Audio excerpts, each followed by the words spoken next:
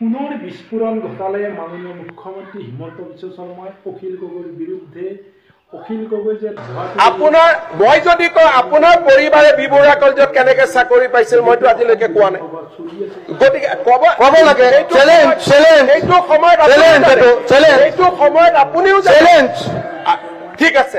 এই দিনাখন ইণ্টাৰভিউত মই আপোনাক আগত কওঁ আপোনাৰ পৰিবাৰতকৈ চোকা ছোৱালীক পিছ পেলাই থৈ চাকৰি দিয়া হৈছিল পেপাৰত ওলাইছিল কৰি দেখুৱালে আজি বিধানসভাৰ মজিয়াত আহক আমি এই পলম নকৰি এই ভিডিঅ'টোৰ মাজলৈ যাওঁ বিধানসভাৰ মাজত মাননীয় মুখ্যমন্ত্ৰী হিমন্ত বিশ্ব শৰ্মাই কি কৈছিল অখিল গগৈৰ বিৰুদ্ধে আহক আপোনাৰ মই যদি কওঁ আপোনাৰ পৰিবাৰে বিবৰা কলেজত কেনেকৈ চাকৰি পাইছিল মইতো আজিলৈকে কোৱা নাই গতিকে ক'ব লাগে এইটো সময়ত আপুনিও চ্যালেঞ্জ ঠিক আছে এই দিনাখন ইণ্টাৰভিউত মই আপোনাক আগত কওঁ আপোনাৰ পৰিবাৰতকৈ চোকা ছোৱালীক পিছ পেলাই থৈ চাকৰি দিয়া হৈছিল পেপাৰত ওলাইছিল ৰেকৰ্ড আছে মই আজি চ্যালেঞ্জ ইজ একচেপ্টেড আন্দোলনকাৰী চেণ্ডেল পিন্ধা আন্দোলনকাৰী মানুহ এজনে যেতিয়া চানমাৰীত মাটি কিনে সেই প্ৰশ্নৰ উত্তৰ কোনে দিব কওক মই কলো নহয় মই অখিল গগৈ ভোট লাগে আপোনালোকক এতিয়া কাৰো ভোট নালাগে এবাৰ আহিছে 26 আহিছে আপোনাৰ কথা বদলিছে এই ভোট খেলিব আপোনাৰ কথা বদলিলে 26 আহি গ'ল আপুনি অলপ আগতে কৈছিলে বোলে আপুনি শুনি লওক আৰু এই গোটেইখিনি ভোট আপোনাৰ নামত দি দিছো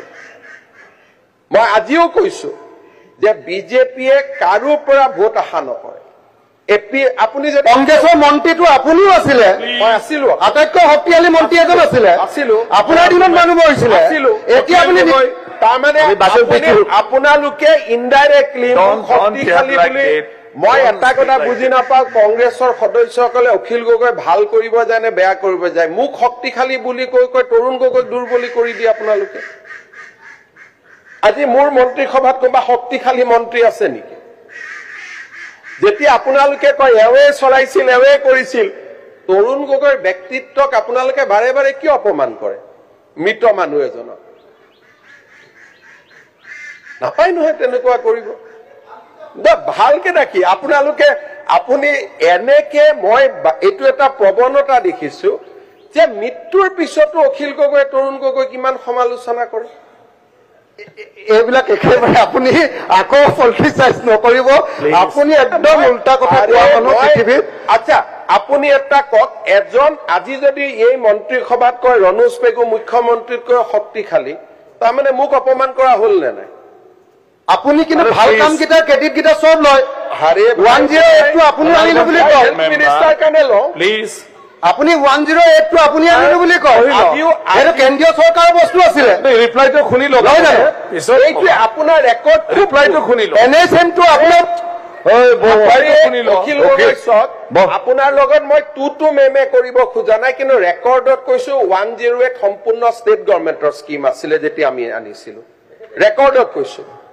কালি মোৰ ওপৰত প্ৰিভিলেজ মোচন লৈ আহক যদি মই ভুল কৈছো গতিকে আপুনি যিখিনি আপোনাৰ মই দেখিছো যে বয়স যিমানে হৈ গৈছে আপুনি সৰু ল'ৰা টাইপ হৈ গৈছে আপুনি এটা মনত কেতিয়া ভাবিছন 126 জনৰ কোনেও এনেকে উঠা পুঠা নকৰে আপুনি কৰি থাকে আৰু সাধাৰণ দুই এজন মানে ভাবে যে আপুনি বহুত এক্টিভ এমএলএ কিন্তু আসলতে যে আপোনাৰ একোৱে নাই ইউ হ্যাভ নাথিং আপুনি যদি ইন্টেলেকচুয়ালি চাব যে একো যায় আপুনি খালি ভুল তথ্যবিলাক দি থাকে ইটো হিটো এতিয়া কৈ দিলে এনএক্সএম সেন্ট্রাল গভৰ্নমেন্টৰ হৰি 108 was a state government scheme give credit to Tarun Gogoi তো আপুনি টেটৰ শিক্ষক ইটো was a state government আপুনি মনত কৰকচোন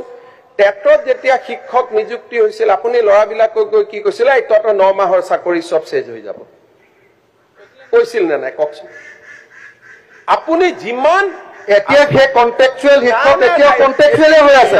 আপুনি কৰিব পৰা নাই এটো আপোনাৰ দিনত স্কুল কমিছে স্কুল বহা নাই চৰকাৰী স্কুল আপোনাৰ ঘৰত প্ৰাইভেট স্কুল হৈ গৈছে আপোনাৰ ঘৰৰ মানুহে প্ৰাইভেট স্কুল খুলিছে প্লিজ যেতিয়া কোনেও একো কৰিব নোৱাৰে যেতিয়া এজন মতা মানুহ খুব দুৰ্বল হয় তেতিয়া তেওঁ মাইকী মানুহক আক্ৰমণ কৰিব আৰম্ভ কৰে আপোনাৰ মই যদি কওঁ আপোনাৰ পৰিবাৰে বিবৰা কলেজত কেনেকৈ চাকৰি পাইছিল মইতো আজিলৈকে কোৱা নাই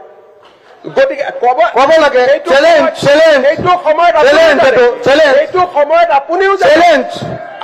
ঠিক আছে এই দিনাখন ইণ্টাৰভিউত মই আপোনাক আগত কওঁ আপোনাৰ পৰিবাৰতকৈ চোকা ছোৱালীক পিছ পেলাই থৈ চাকৰি দিয়া হৈছিল পেপাৰত ওলাইছিল ৰেকৰ্ড আছে মই আজি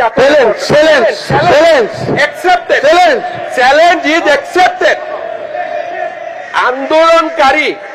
চেণ্ডেল পিন্ধা আন্দোলনকাৰী মানুহ এজনে যেতিয়া চানমাৰীত মাটি কিনে সেই প্ৰশ্নৰ উত্তৰ কোনে দিব বিপ্লৱ আপোনাতকে মোৰ শ্ৰীমতীয়ে বেছি দৰমহা পায় কৈ আছো আপোনাতকে মোৰ শ্ৰীমতীয়ে বেছি দৰমহা পায় আপোনাৰ অকল পলিটিক্সৰ পৰা যিমান পাৰ্টি অসমত হৈছে অসমত কোনো মানুহ হোৱা নাই আপুনি যিমানে মোক গালি পাৰিব অখিল ভাই শুনক অখিল গগৈ ডাঙৰীয়া এইটো ভগৱানে বিচাৰ কৰিব বিপ্লৱ শৰ্মা কমিটিত মোৰ নাম নাই আপোনাৰ নাম আছে মাননীয় অধ্যক্ষ মহোদয় মই লিষ্টখন আপুনি এপিএছচিৰ লিষ্টখন আপুনি দিয়ে আপোনাৰ নাম নাই কথাখিনি স্যাৰ ভাল লাইনত হ'ব লাগে এপিএছচি কেলেংকাৰীত আপুনি জড়িত আপোনাৰ নাম নাই সম্পূৰ্ণ নহয় স্যাৰ যিমানটা ডিফামেশ্যন কেছ হৈছে আপুনি কোৰ্টত গৈ মোৰ পুলুকা মাৰিছে এইটো পেপাৰে লিখা কথা মই লিখা কথা নহয় বুলি মই আপোনাৰ ওপৰত যিমানটা ডিফামেশ্যন কেছ দিছো আপুনি দিয়া ইনফৰমেশ্যন দেখে হোৱা নাই চলি আছে এতিয়া কেনেকুৱা কথা স্যাৰ মাননীয় অধ্যক্ষ মহোদয় পইণ্ট অফ অৰ্ডাৰ স্যাৰ এক মিনিট অধ্যক্ষ মহোদয় আপোনাৰ ওপৰত মই যিমানটা ডিফামেশ্যন কেছ দিছো আপোনাৰ উকিলে গৈ কোৰ্টত কৈ এইকেইটা মই কোৱা নাই বুলি অন ৰেকৰ্ডৰ পৰা কৈছো হাউচ কমিটি এখন গঠন কৰি দিয়ক কমিটিখনে পৰীক্ষা কৰি লওক মই কলো আপোনাৰ সাহসে নাই কোৰ্টত গৈ কথা কোৱা আপুনি সাহসে ডকুমেণ্টখিনি দি দিয়ক কোৰ্টত মই কৈছিলো কি ডকুমেণ্টখিনি কোৰ্টত দি দিয়ক মই কোৰ্টত মই কি ক'ব লাগে আপুনি ইয়াত আলোচনাই কৰিব নোৱাৰে মাননীয় অধ্যক্ষ আপুনি লেজিছলেটৰ মাননীয় অধ্যক্ষ মহোদয় যোৱাকালি মই এটা কথা কৈছো হাউচখনক আপুনি যদি পৰিচালনা কৰিব লাগে এই এজন মানুহৰ লগত যদি মই এনেকে কথা পাতি থাকিব লাগে বাকি হাউচৰ কি অধিকাৰ নাই নেকি বাকি মেম্বাৰ্ছৰ অধিকাৰ নাই নেকি ইমান নিজক কিয় ডিগ্ৰেড কৰে এটাতো লেভেলত থাকক মুখ্যমন্ত্ৰী এজনে কথা ক'লে মইতো আৰু আপুনি পাতি দিয়া নাই অসমৰ মানুহে মোক মুখ্যমন্ত্ৰী পাতিছে আজিও আপুনি যিমান শিৱসাগৰ জিকে জালুকবাৰীত মই তাতকৈ বহুত হাজাৰ ভোটত জিকি আহোঁ গতিকে এটা মানুহৰতো ৰেছপেক্ট এটা সৌজন্য এটা মিনিমাম বয়স বাঢ়িছে ইউ আৰ বিকামিং ফাদাৰ এটাতো নিজৰ ল'ৰা ছোৱালীও চাই নাথাকে জানো আপোনাক এটা নিজক বচাওকচোন you have been given enough time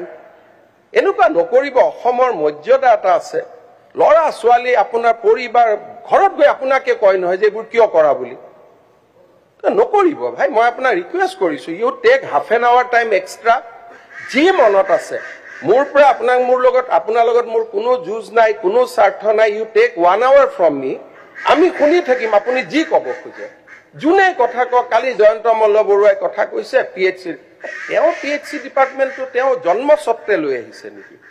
আজি মন্ত্ৰী আছে পিএইচচিৰ গালি নাই সেইটো গালি তেওঁ কিয় খাব গোটেইটো অসমীয়া ইঞ্জিনিয়াৰবিলাকে কাম কৰে পিএইচচি ডিপাৰ্টমেণ্টত তাৰ মাজত 10 জন ভাল ইঞ্জিনিয়াৰো আছে গুণে টকা পইচা নাখায় এনেকে জেনেৰেলাইজ কৰি কৈ থাকিলে সকলোৰে মনবিলাক ভাঙি যায় নহয় মই আপোনাক ৰিকুৱেষ্ট কৰিছো যে প্ৰধানমন্ত্ৰীয়ে সংসদত কথা ক'লে কোনেও কথা নকয় আৰু আপুনি কওঁতে মই সবক হাত দিছো যে উত্তৰ নিদিব তেওঁ ক'ব দিয়ক ল'ৰা ছোৱালীৰ ওচৰত কিছুমান থৈ যাওকচোন যে we conducted very well Pramod Gogoi ইয়াত আছিলে আপুনি যিটো সমষ্টিৰ পৰা প্ৰতিনিধিত্ব কৰিছে তাৰ এমএলএ আছিলে Pramod Gogoi how he conducted house কিছুমান এনে বহি থকা মানে ভাবিব পাৰে অখিল গগৈ বহুত ডাঙৰ কৰি দিলে but history will not be kind to you history will be kind to you those who has give good speech recorded speech কাৰোবাৰ ঘৈণীয়েক তুনীয়েকৰ কথা কয় নেকি ইউ এৰেষ্ট হাৰ কিবা যদি ভুল কৰিছে কাৰোতো সাহস হোৱা নাই আজিলৈকে কোৰ্টত গৈ কেছ এটা কৰা যে চি ইজ ডুইং ইলিগেল এজনী মানুহক কিমান কৰে